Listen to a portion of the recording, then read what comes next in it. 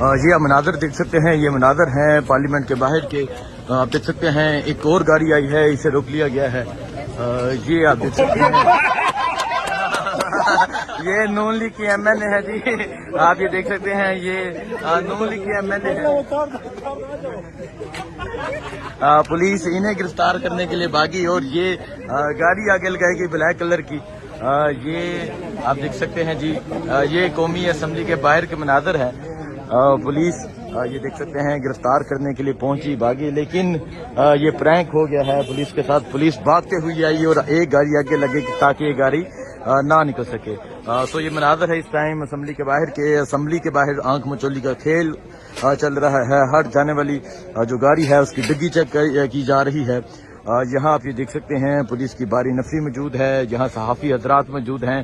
ایک گاڑی نکلی تو پولیس والوں نے کہا کہ روکیں اسے اور وہ آگے چل پڑی. جب وہ آگے یہاں پہنچی تو آگے گاڑی لگائی گئی بلیک کلر کی، وہ ہونڈا کار جو ہے وہ آگے لگائی گئی.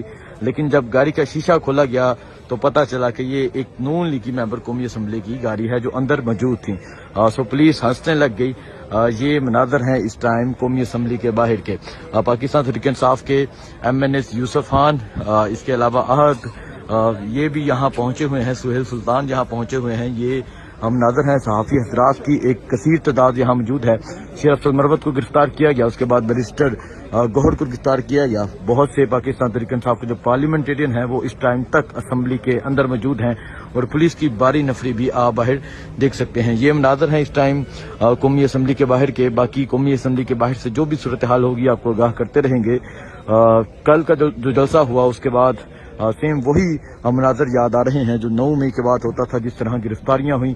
اور آج بھی آپ یہ منظر دیکھ سکتے ہیں کس طرح پولیس کی باری نفری یہاں اسمبلی کے باہر موجود ہے. پولیس کی باری نفری اسمبلی کے باہر موجود ہے اور یہاں صحافی حضرات موجود ہیں. ہر جانے والی گاڑی کو چیک کیا جا رہا ہے.